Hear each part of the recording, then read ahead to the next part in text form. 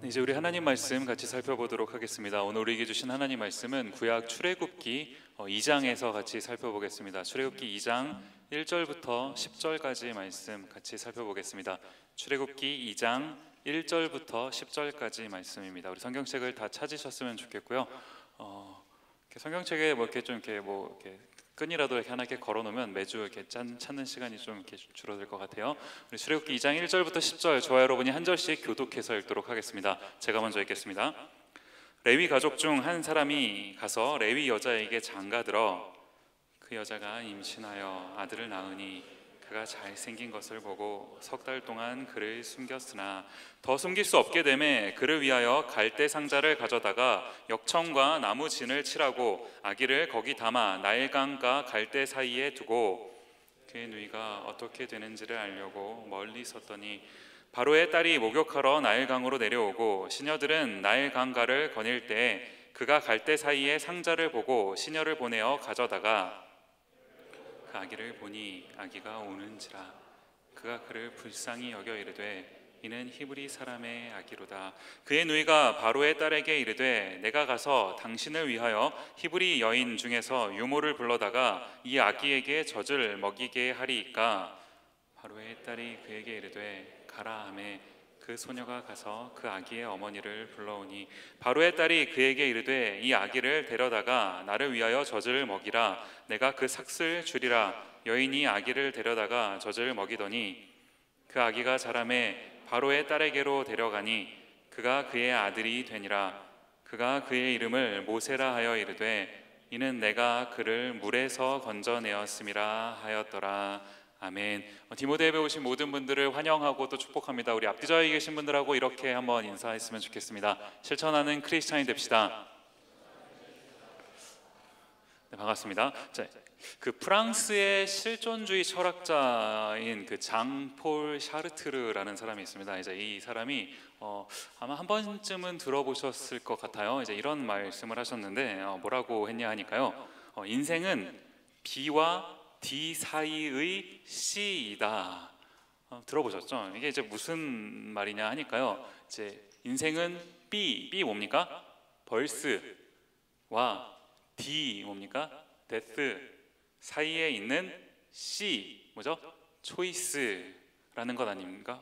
굉장히 제가 이렇게 가만히 생각을 해보니까 굉장히 의미가 있는 이제 말인 것 같아요. 실제로 우리가 살아가면서 얼마나 많은 이제 이런 선택의 그 문제에 놓이게 됩니까? 뭐 간단하게는 뭐 오늘 점심에 뭐 먹을까? 점심을 먹으면서 오늘 저녁에 뭐 먹을까? 이제 고민하는 게 이제 우리죠. 뭐 이런 작은 선택부터 시작을 해서 내 인생의 방향을 정하는 어떤 이제 그런 선택의 문제요. 대학 이제 입학하시면서 어떤 전공을 내가 선택을 할까? 뭐 이런 거.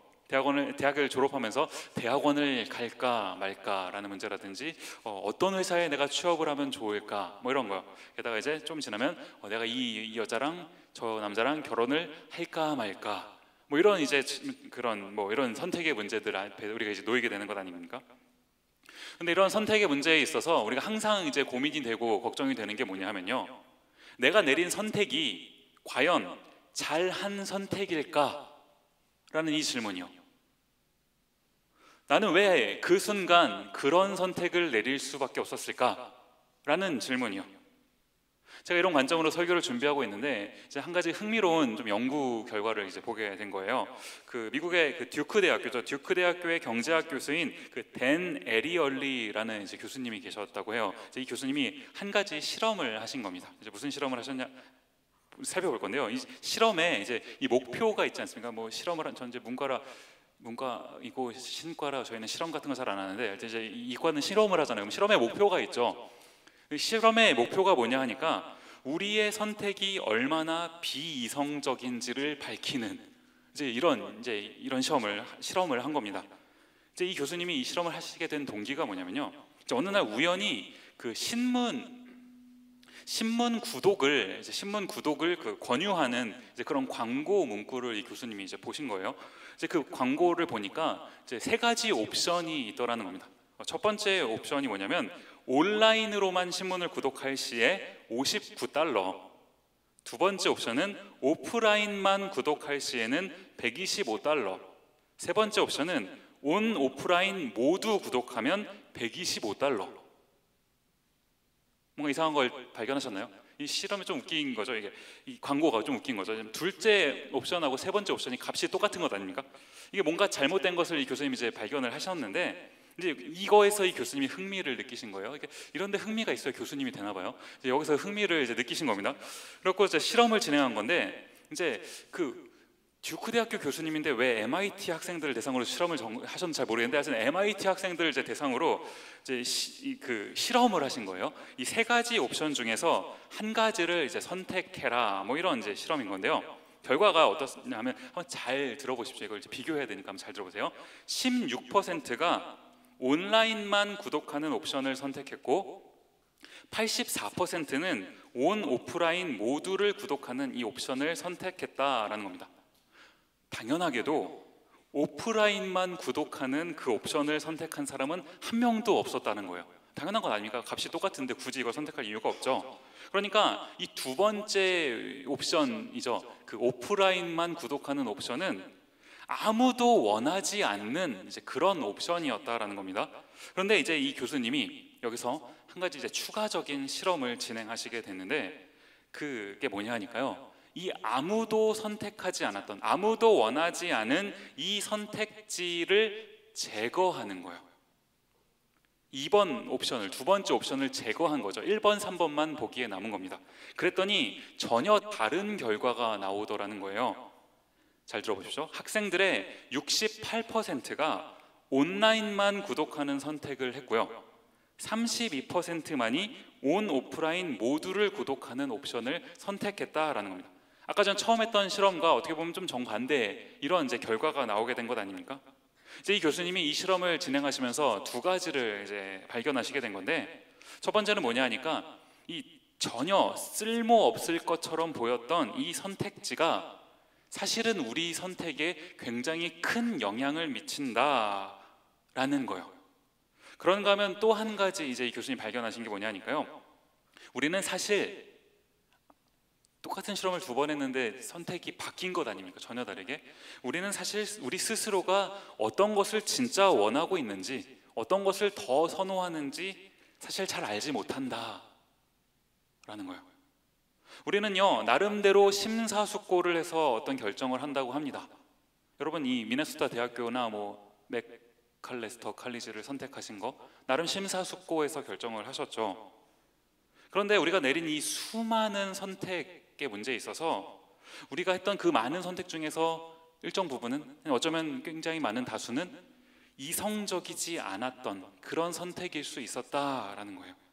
그래서 이제 이 에리 얼리 교수님께서 지적하시는 게 뭐냐 하니까요, 우리가 이제 이런 선택의 문제에 있어서 이 비이성적인 그 선택을 최소화하기 위해서 어떻게 해야 되는가?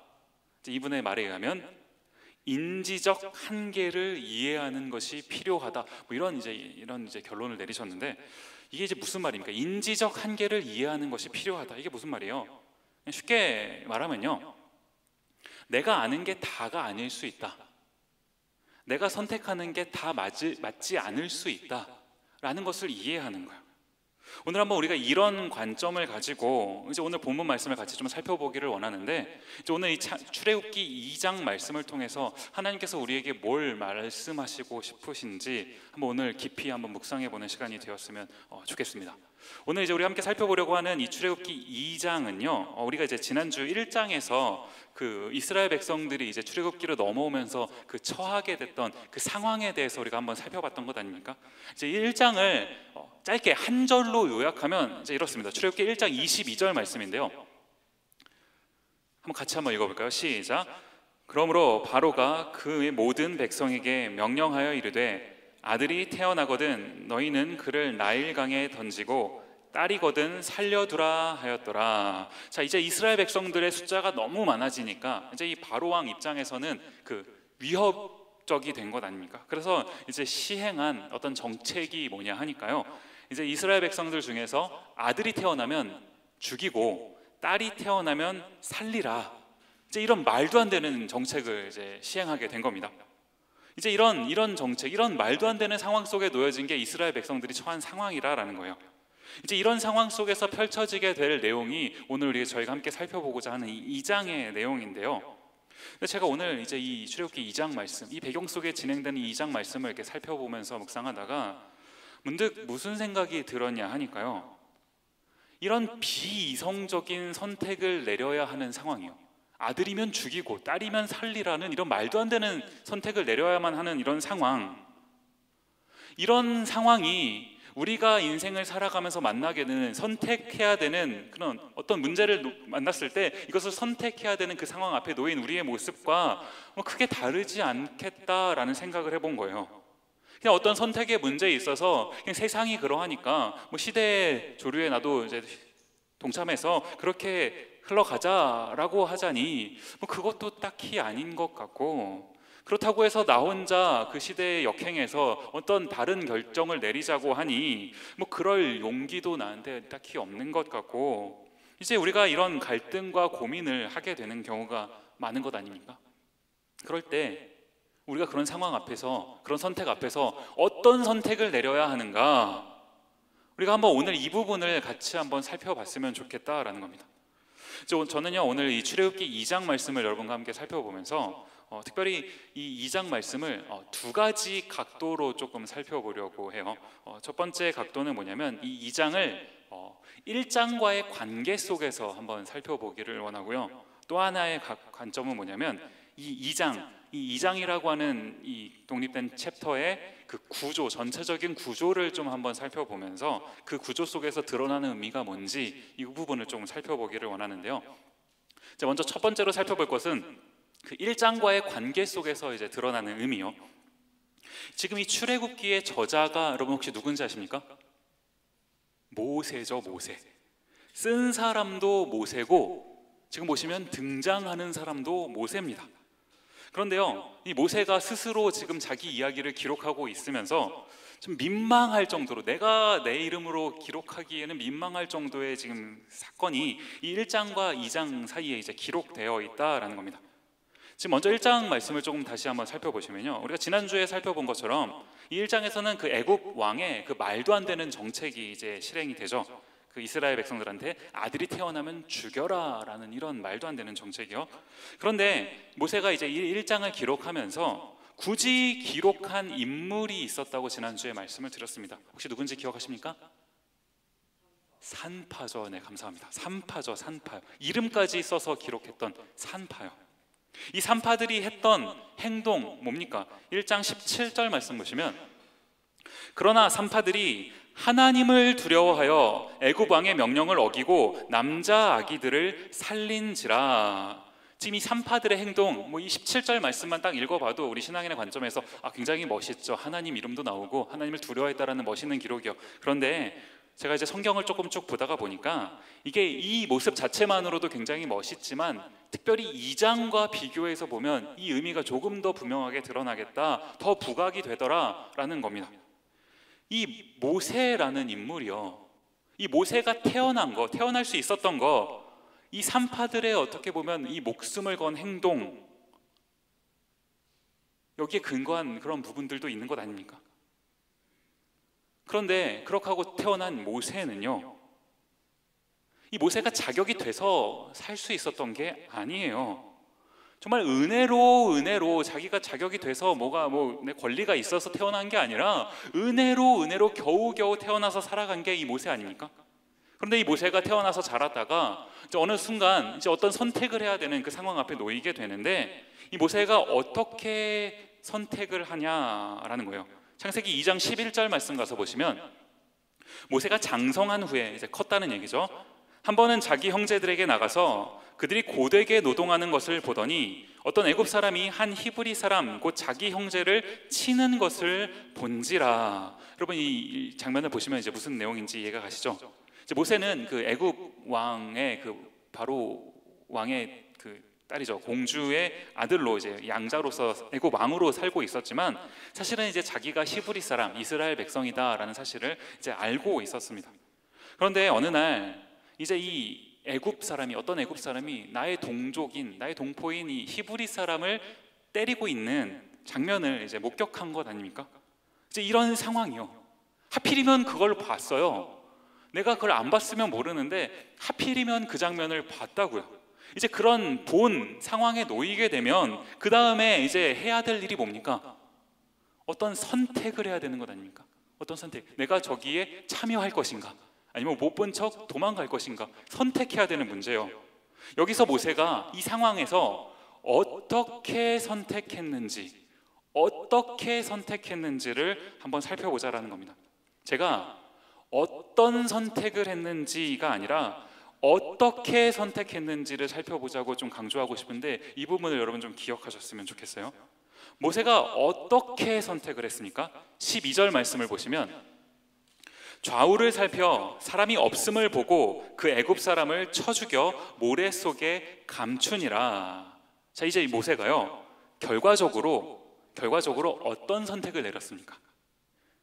애굽 사람을 쳐서 죽이는, 그래서 감추는 이제 그런 선택을 내리게 됐죠. 자, 이 어떤 선택이, 모세가 내렸던 이 어떤 선택이 잘못된 겁니까? 물론 사람을 쳐서 죽이는 일은 잘한 건 없죠. 이러고 하면 안 되는 행동이죠.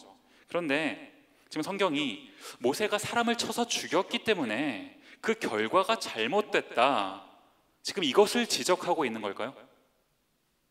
제가 성경을 읽고 또 읽어봐도 지금 성경이 강조하고 싶은 부분은 이 부분이 아니더라는 겁니다. 성경에는요 모세보다 사람을 훨씬 더 많이 죽인 인물들도 정말 많이 등장합니다. 대표적인 사람 누가 있을까요? 다윗, 이런 사람. 모세는요 살아가다가 어쩌다 한 명 죽였습니다. 어쩌다. 다윗은요 여러분 성경 읽어보시면 알겠지만 정말 뻔질나게 사람 죽였습니다. 정말 많이 죽였어요. 지금 성경이 뭘 말하고 싶은 겁니까? 성경이 집중하는 건 그들이 할렐루야. 네. 성경이 지금 말하는 건 그들이 어떤 선택을 내렸는지, 지금 성경이 주목하는 게 그 부분이 아니더라라는 겁니다. 그럼 뭡니까? 어떤 선택을 내렸는지가 아니라 어떻게 그 선택을 하게 됐는지요. 이런 관점으로 성경을 보니까요 우리가 지금 보고 있는 12절 말씀이에요. 이 12절 말씀을 제가 반복해서 보고 있는데 제 눈에 너무나 확 들어오는 한 가지 표현이 등장하더라는 겁니다. 12절을 시작하면서 말하는 처음 구절이요 뭡니까? 좌우를 살펴. 그 성경책을 읽을 때, 여러분 성경책을 읽어보시면 알겠지만 성경책은 어떻습니까? 두껍죠. 성경책은 굉장히 두꺼워요. 그래서 그 두꺼운 책 안에는 수많은 책이 있습니다. 최소한 66권에 되는 책이 그 안에 들어있죠. 그 책들은 각자 다 장르가 달라요. 그래서 이제 우리는 그 문학적인 어떤 부분에 있어서는 문학적인 감각을 가지고 성경의 텍스트를 이제 접하는 게 필요할 때가 있는데, 지금 본문이 저한테는 딱 그런 부분인 것 같아요. 모세가 굳이 이 부분을 기록하면서 좌우를 살펴 이런 이제 구절을 기록해 넣었을 때는 이유가 있지 않았겠습니까? 모세는요 좌우를 살펴보고 사람이 없음을 보고 지금 그 행동, 사람을 쳐서 죽이는 그 행동을 했다라는 겁니다. 그런데 모세가 지금 이 행동을 한 것, 이것이 이 행동이 잘못된 이유, 이게 뭐라는 겁니까? 지금 모세가 쓰고 있는 겁니다. 모세가 스스로 이것을 쓰고 있으면서 뭘 지적하고 싶은 거예요? 모세가 뭘 잘못한 겁니까?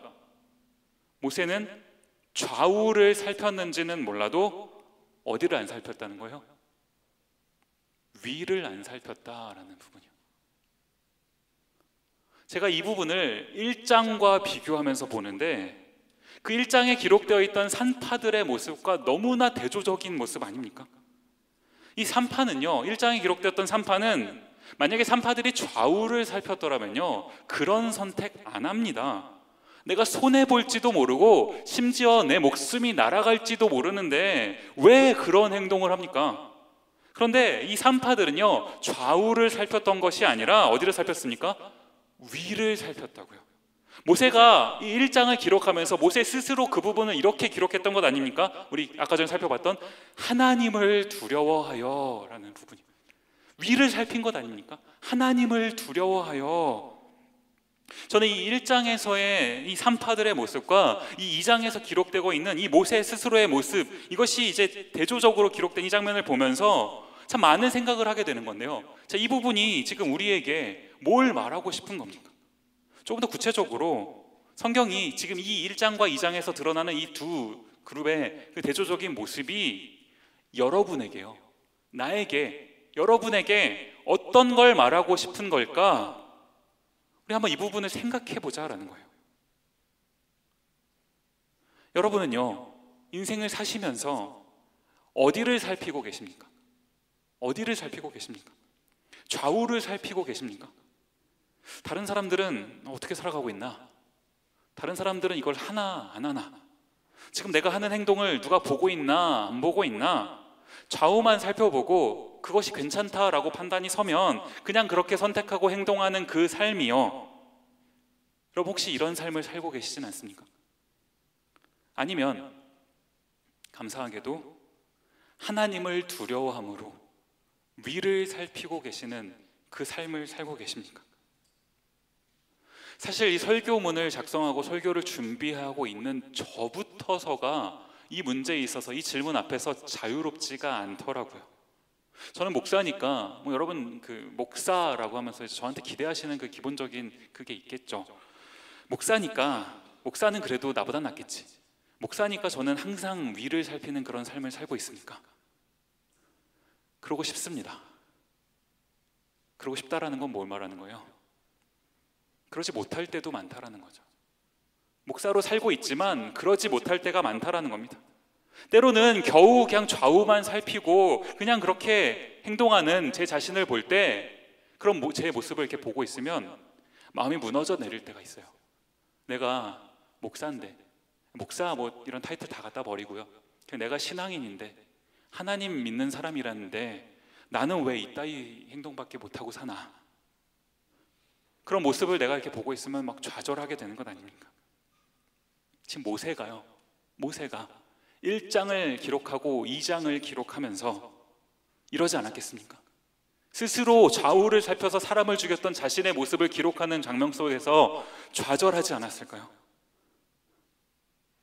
그런데 제가 이제 오늘 한 가지 더 좀 발견하고 싶은 그 관점이 뭐냐 하니까요, 이 모세의 이런 그 안타까움이요, 이 모세의 좌절감, 사실 이게 모세만의 좌절감이나 모세만의 안타까움은 아니죠.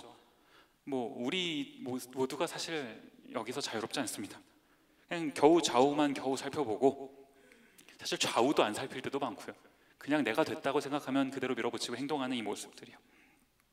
근데 제가 이 장면을, 이 모세의 어떤 이 모습을 아까 전에 말씀드렸던 두 번째 관점이죠, 2장 전체의 구조 속에서 이 부분을 살펴보고 있는데, 그 2장 전체에서 드러나는 이 모세의 모습을 이렇게 보면서 저도 모르게 눈물이 나더라고요. 이 2장 설교를 준비하는데 저도 모르게 그 감격이 밀려오더라고요. 사실 요즘에 제가 그 성경을 읽을 때요, 그 아이폰이나 그 아이패드에 그 앱을 깔아놓고 이제 성경을 읽을 때가 많습니다. 아무래도 이제 성경이 그렇게 읽으면 좀 편리한 부분이 있죠. 성경책 들고 다니면 너무 무겁기도 하고요. 그래서 이제 확실히 이제 전자기기를 이제 통해서 좀 성경을 읽으면 편리한 부분이 확실히 있습니다. 그런데 때로는 그 종이로 된 성경책을 읽을 때 이제 거기서 이제 느낄 수 있는 이제 그런 또 은혜가 있는 건 아니겠습니까? 그 종이책은요, 여러분 종이책을 이렇게 선호하시는 분들은 이해하시겠지만, 이 책이 이쪽 페이지가 있다가 보니까 이 전체가 이제 드러나요. 내가 이 부분을 읽지만 전체 속에서 이 부분이 뭐를 의미하고 있는지가 이게 한 번에 드러나는 그런 이제 장점이 있는 것 아닙니까? 제가 출애굽기 2장 말씀을 묵상하고 있는데 딱 그렇더라고요. 2장 전체 속에서의 이 모세의 어떤 모습, 이게 딱 드러나는데, 그런데 그게 저한테 막 감격이 되더라는 거예요.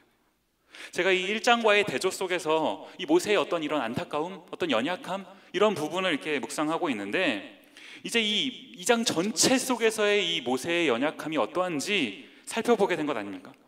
이제 지금 1장에서 이제 이 애굽 왕 바로의 이런 어떤 말도 안 되는 정책 속에서 이제 모든 히브리인의 그 남자 아기들이 다 죽게 된 겁니다. 다 죽게 됐어요. 그런 상황 속에서 누가 태어난 겁니까? 모세가 태어났죠. 절망적인 것 아닙니까? 그런데 이 2장이 시작되는 2장이 시작되면서 이 성경이 이 모세가 태어나는 장면을 어떻게 기록하고 있는지 우리 한번 살펴보기를 원하는데요. 우리 2장 1절과 2절 말씀 보시면, 레위 가족 중 한 사람이 가서 레위 여자에게 장가들어 그 여자가 임신하여 아들을 낳으니 그가 잘생긴 것을 보고 석 달 동안 그를 숨겼으나. 지금 여기 1절하고 2절 이렇게 좀 보시면 성경이 뭔가 의도적으로 뭔가를 강조하고 있다라는 생각이 드는 부분이 보여요. 뭐라면 1절 여러분 다시 보시면, 레위 사람이 레위 여자에게 장가들어서 아들을 낳았다.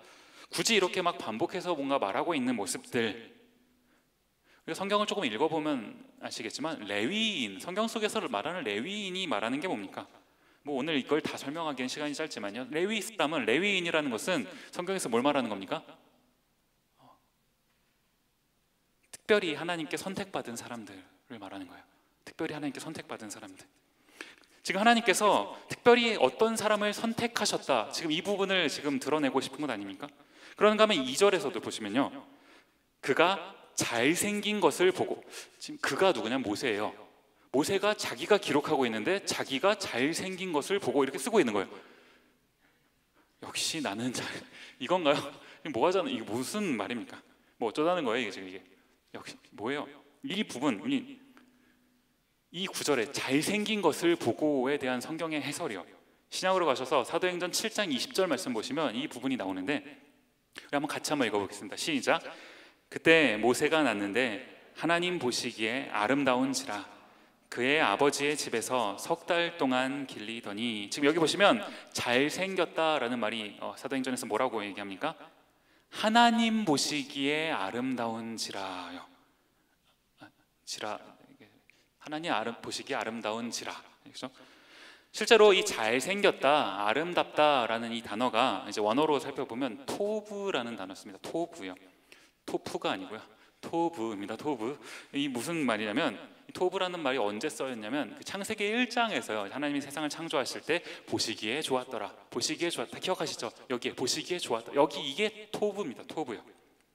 뭘 말하고 싶은 겁니까? 하나님이 지금 이 애굽이라고 하는 세상 속에서 하나님이 어떤 특별한 사람, 어떤 선택하신 그 사람을 두셨다라는 거예요. 그 사람이 누구라는 겁니까? 모세다라는 거예요. 제가 이 부분을 살펴보면서 이게 우리에게 주는 메시지가 뭘까를 살펴보는데, 여러분 뭡니까? 이 구절이 우리에게, 여러분에게 주는 메시지가 뭔가요? 하나님께서 이 애굽이라고 하는 어떤 세상 속에서 모세라고 하는 어떤 특별한 사람을 선택하셔서 그 세상 가운데 두셨다라고 하는 것은요, 이 세상 속에서, 이 미국이라고 하는 세상 속에서, 더 크게 뭐 이 전 세계라는 이 세상 속에서, 뭐 더 적게는요, 이 어떤 뭐 학교, 회사, 가정, 우리가 속한 그 세상 속에서 하나님께서 특별히 나를, 여러분을 선택하셔서 그 자리에 두셨다라는 거예요.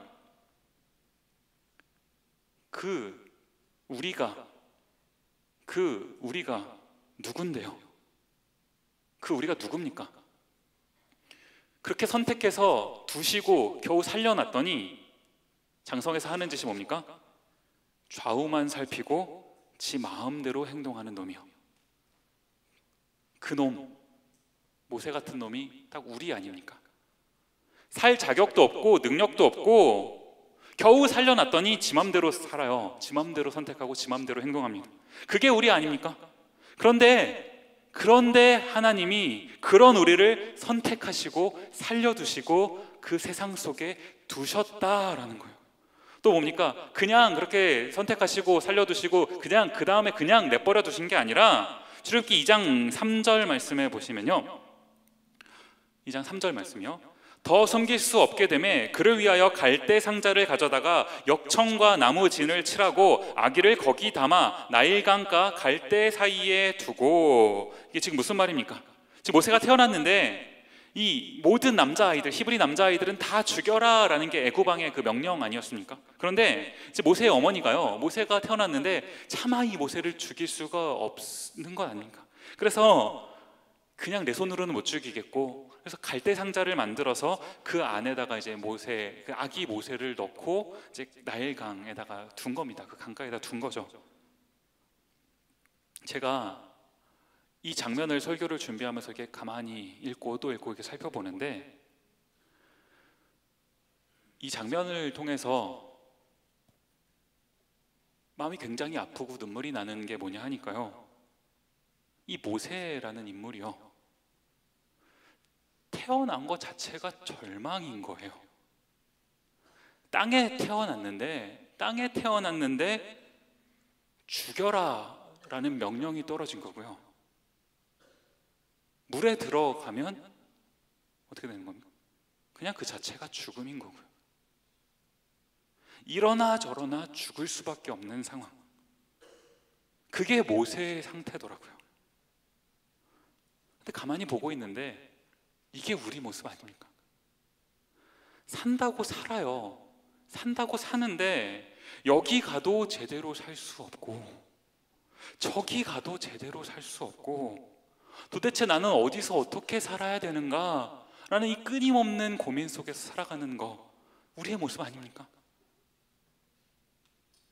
그런데 하나님께서 이 모세를요, 이 선택하신 모세를 어떻게 해주신 겁니까? 모세의 어머니를 통해서 이 갈대 상자라는 곳에 이 아기 모세를 담아서 바로 왕의 명령으로부터 벗어나게 해주시고, 또 뭡니까?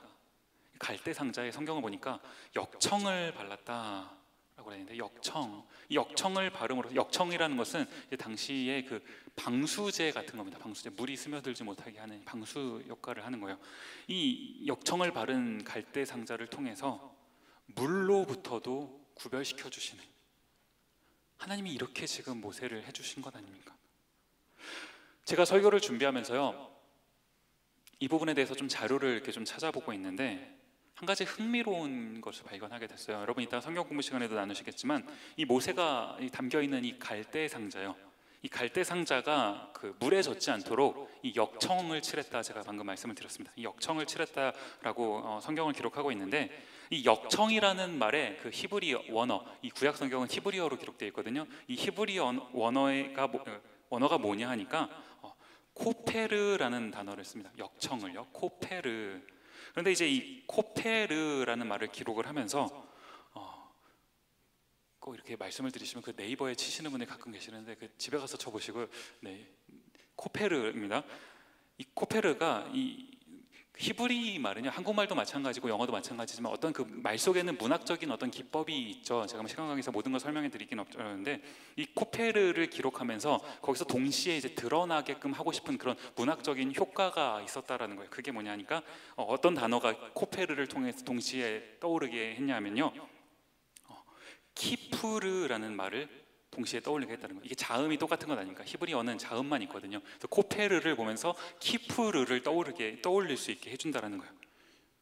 무슨 말인지 이해가 잘 안 가시는 것 같은데, 그냥 쉽게 말하면요, 우리가 다음 주에 이제 개강수련회를 갑니다. 개강수련회를 가는데, 제가 이번에 개강수련회 주제를 이제 잡으면서 좀 이렇게 하나의 그냥 재미난 표현을 갖다 썼어요. 주제가 혹시 뭔지 기억하십니까? 위로의 위로라는 주제를 잡았어요. 위로의 위로. 이게 어떻게 보면 이게 한국말을 좀 이렇게 활용한 어떤 그런 기법 아니겠습니까? 이 위로의 위로가 뭘 말하는지, 뭘 강조하는 건지 아시겠습니까? 수련회를 꼭 와라를 강조하고 있는 말입니다. 네, 아멘. 진담이고요.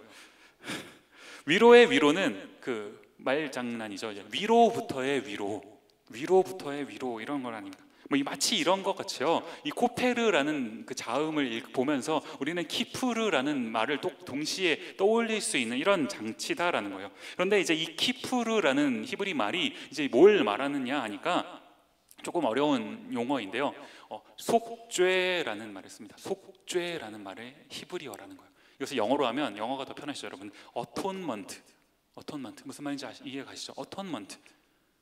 이게 지금 뭘 말하고 싶은지 이해가 가십니까? 하나님께서 지금 이런 절망적인 상황 속에서 태어난 어떤 모세라는 한 사람을 선택하셔서요, 역청을 바르셔서 물로부터 물로부터 살 수 있게끔 해주셨다고요.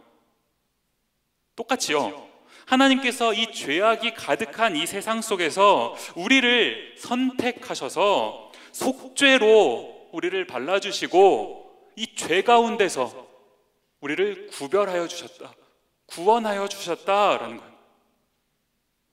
왜 그러신 겁니까? 이렇게 살려놔도 조금 있으면 또 죄를 지을 건데 도대체 왜 그러신 겁니까? 출애굽기 2장 6절 말씀 보시면, 열고 그 아기를 보니 아기가 우는지라 그가 그를 불쌍히 여겨 이르되 이는 히브리 사람의 아기로다. 지금 이게 그 바로 왕의 딸 그 공주가 이제 갈대 상자에 담긴 그 모세, 아기 모세를 보고 한 말 아닙니까? 근데 제가 이 6절 말씀을 읽고 있는데 모세가 이 구조 속에서 이 6절 말씀을 기록한 이유가 뭘지를 이제 관심을 갖고 읽다가 보니까 이게 우리를 향한 하나님의 어떤 그 마음과 동일하다라는 생각이 드는 거예요. 죽을 수밖에 없는 그런 절망적인 상황에 놓여 있는 그런 우리를 보시고 불쌍히 여겨주시는 그 마음이요, 우리를 불쌍히 여기시는 그, 우리를 사랑하시는 그 하나님의 마음이요, 이 하나님의 이 불쌍히 여겨주심, 이게 하나님이 우리를 구원해 주신 이유다라는 겁니다. 이 불쌍히 여긴다라는 말은요, 그냥 뭐 우리가 어떤 그 연약한 사람을 보고 좀 지금 이렇게 좀 내가 도와줘야 될 그 사람을 보고 아유 되게 저 사람 불쌍하네, 쯧쯧, 아유 어떡하냐, 이런 측은 그냥 뭐 단순히 측은한 마음을 갖는 그런 정도가 아니라요,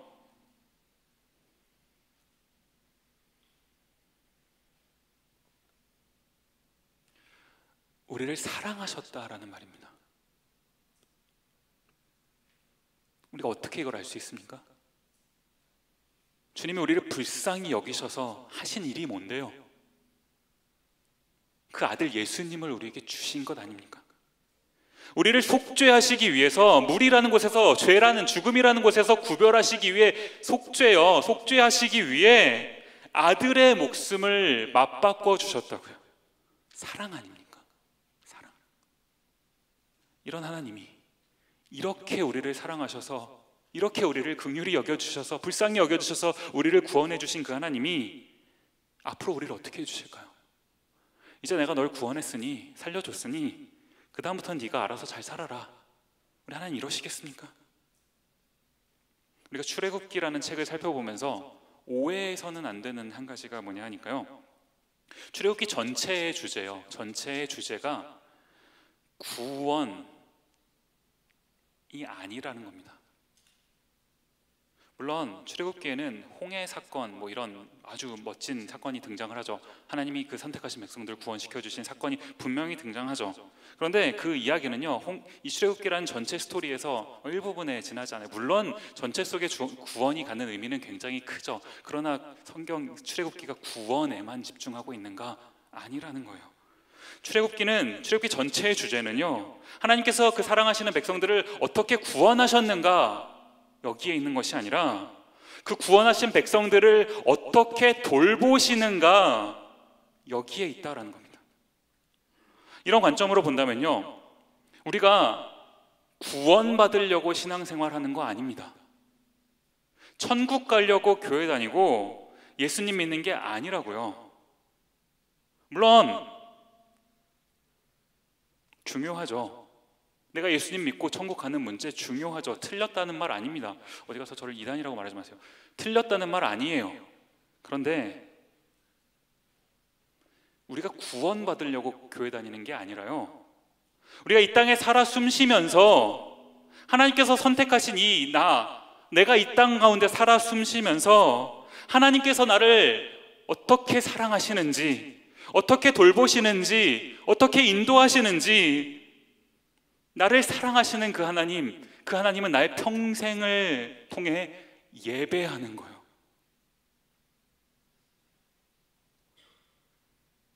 이게 우리 삶의 목표 아닙니까? 여러분, 출애굽기라는 책을 쭉 보시면 아시겠지만 출애굽기 후반부에는 모세가 실제로 그렇게 기록합니다. 이런 하나님, 우리를 인도하신, 구원하시고 인도하신 이 하나님을 어떻게 예배해야 되는지 출애굽기 20장, 21장부터 쭉 기록되고요. 출애굽기 다음 책 뭡니까? 또 역시 모세가 쓴 책인데 레위기 뭡니까? 하나님을 어떻게 예배하는지에 관련돼서 정말 지루할 정도로 써놓은 책 아닙니까? 이 하나님이요, 우리를 인도하시는 하나님, 우리를 돌보시는 하나님, 저는 오늘 이번 학기 동안에 저와 여러분이 이 하나님, 우리를 돌보시는, 우리를 기억하시는, 우리를 인도하시는 이 하나님을 함께 경험했으면 좋겠는 겁니다. 우리 2장 24절 25절 말씀 보시면 한번 같이 읽어볼까요? 시작. 하나님이 그들의 고통 소리를 들으시고 하나님이 아브라함과 이삭과 야곱에게 세운 그의 언약을 기억하사 하나님이 이스라엘 자손을 돌보셨고 하나님이 그들을 기억하셨더라. 우리의 고통 소리를 들으시고 우리를 돌보시고 기억하시는 하나님이요.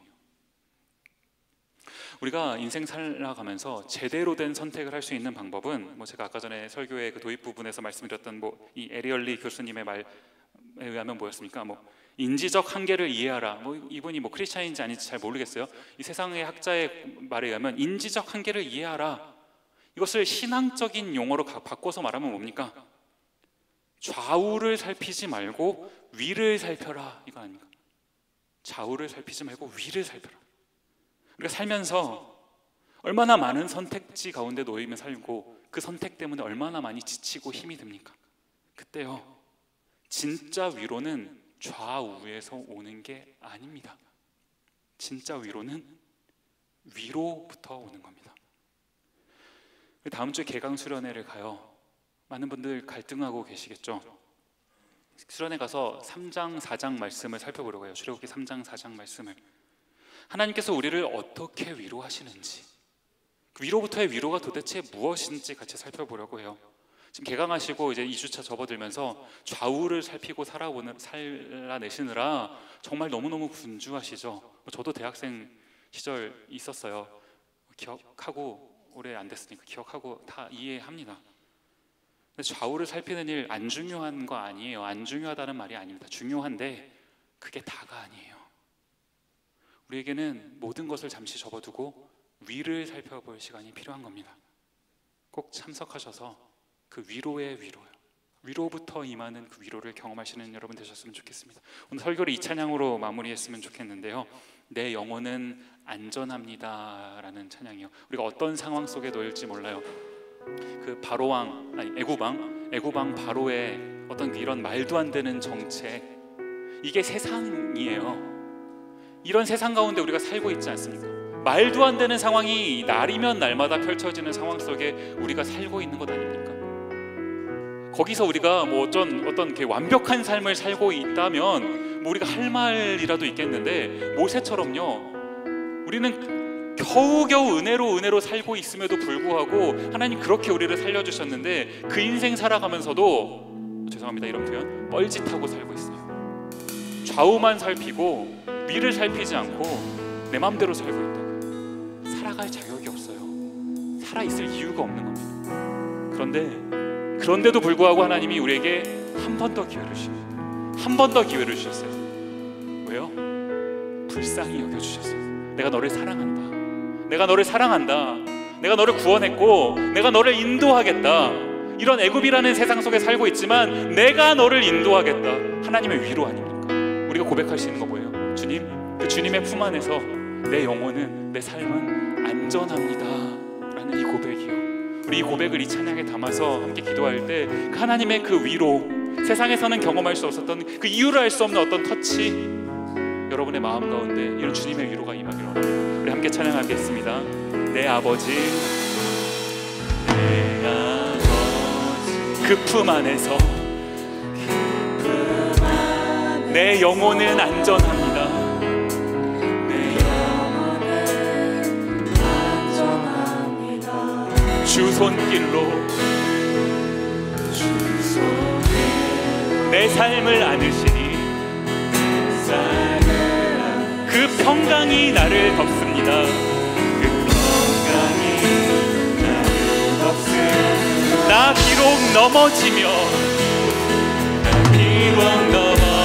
흔들리지만 주 내 안에 거하며 주 내 안에 나를 붙드시니 내 생각을 좌우가 어디로요? 주께로 돌리고 주시는 평강의 옷을 입습니다. 옷을 입습니다. 주 약속 안에서 영혼 평안해. 내 뜻보다 크신 주님의 계획, 크신 주님 나 신뢰해. 두려움 다 내려놓고 주님만 의지해. 주 안에서 내 영혼 안전합니다. 한 번 더 찬양할까요? 내 아버지, 내 아버지 그 품 안에서 내 영혼은 안전합니다. 내 영혼은 안전합니다. 왜 그렇습니까? 주 손길로 내 삶을 안으시니 내 삶을 안 그 평강이 나를 덮습니다. 아무리 애굽이라는 세상이 나를 괴롭혀도요, 나 비록 넘어지며 흔들리지만 주 내 안에 거하며 주 내 안에 나를 붙드시니 내 생각을 주께로 돌리고 주께로 주시는 평강의 옷을 입습니다. 평강의 옷을 입습니다. 주 약속 안에서 내 영혼 평안해. 내 뜻보다 크신 주님의 계획 나 신뢰. 두려움 다 내려놓고 주님만이 주 안에서 내 영혼 안전. 주 약속 안에서 내 영혼 평안해. 주 약속 안에서 내 영혼 평. 내 뜻보다 크신 주님의 계획, 크신 주님 나 신뢰해. 두려움 다 내려놓고 주님만 의지해. 주 안에서 내 영혼 안전합니다. 반주를 들으시면서 우리 눈을 감고 우리 하나님께 간절히 기도하는 시간 갖겠습니다. 하나님, 내가 좌우를 살피지 않겠습니다. 하나님, 위를 살피는 사람 되겠습니다. 애굽이라는 세상 속에 살고 있기 때문에 하나님, 좌우에 신경 쓸 것들이 많고 아버지 하나님, 세상에 있는 소리들이 나를 힘겹게 하지만 하나님, 내가 결단하고 그것에 휩쓸려 사는 삶이 아니라 모든 것 내려놓고 위를 살피는 사람, 하나님을 바라보는 사람, 하나님을 두려워하는 삶, 이 삶을 살아가기를 원합니다. 우리 이 기도 제목을 가지고 간절히 결단하시면서 하나님께 기도하겠습니다. 같이 기도하시겠습니다. 아버지 하나님, 우리가 아버지 하나님 좌우를 살피는 사람이 아니라 삶이 아니라 아버지 하나님 위를 살피는 삶을 살게 하여 주시옵소서. 아버지 하나님, 애굽이라는 세상 속에서 아버지 하나님, 내가 흔들릴 때가 많고 넘어질 때가 많고 무너질 때가 많습니다. 아버지 하나님, 세상의 위협 속에서 아버지 하나님, 내가 어떻게 살아가야 될지를 모를 때 아버지 하나님, 이 세상 가운데 나를 선택해 살게 하신 그 주님을 바라보게 하시고 아버지 하나님, 위를 살펴보는 우리가 되게 하여 주시옵소서. 아버지 하나님, 이 세상 속에 주님께서 나를 살게 하셨다면 그 이유가 있을 줄 믿습니다. 주님 아버지께서 나를 살게 하신 그 이유를 발견하게 하시고 그 이유에 아버지 하나님 발맞춰 살아갈 수 있는 아버지 하나님 제가 될 수 있도록 주여 은혜를 더하여 주시옵소서. 자격이 있어서 그 삶을 살아낼 수 있는 것이 아니라 오직 주의 은혜로 그 삶을 살아낼 수 있는 것임을 지금 고백하며 나아갑니다. 주여 역사하여 주시옵고 그 삶을 살아갈 수 있도록 주여 은혜를 주시옵소서. 아버지 하나님, 다음 주에 있을 개강수련회 아버지 하나님 은혜를 주시고 아버지 하나님, 이 개강수련회 참여해서 모든 영혼들이 주님을 만날 수 있게 하여 주시옵소서. 한 번만 더 같이 기도하실 때 다음 주에 있을 수련회를 위해서 기도하겠습니다. 이 가운데 수련회를 갈까 말까 고민하시는 분들 계세요. 내가 미국에 공부하러 왔는데 왜 굳이 교회 수련회까지 가야 되는가?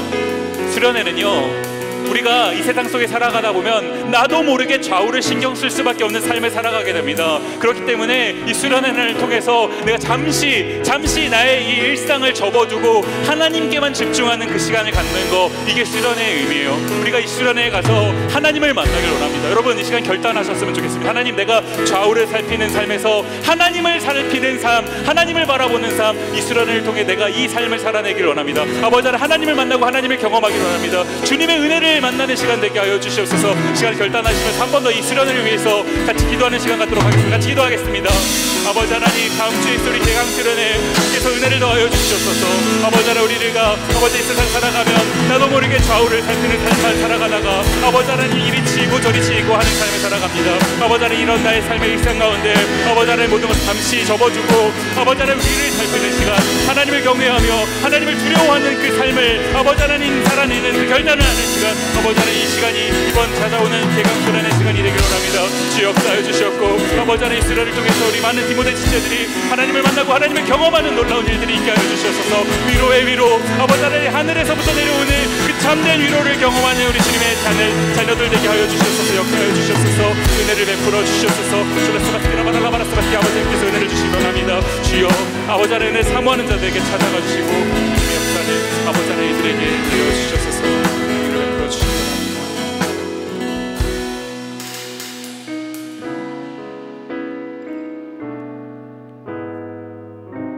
고마우신 아버지 하나님 감사합니다. 저희를 한자리로 불러주시고 함께 예배할 수 있도록 은혜 주신 것 감사합니다. 하나님, 새 학기가 시작되었고 여러 가지 두려운 상황이 우리 가운데 펼쳐집니다.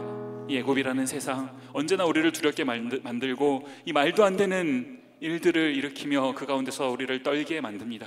아니, 그럴 때 우리가 좌우를 살피는 것이 아니라 잠시 멈춰서서 위를 살필 수 있는, 하나님을 두려워할 수 있는 우리가 되게 하여 주옵소서. 하나님, 우리를 구원하셨고 선택하셨고 살게 하셨다면 이유가 있을 줄 믿습니다. 이 땅 가운데 그 주님께서 저를 살게 하신, 우리를 살게 하신 그 이유 살아내면서 하나님을 예배할 수 있는 저희 모두 되게 하여 주옵소서. 은혜를 주시길 원합니다. 감사드리었고 예수님 이름으로 기도드립니다. 아멘.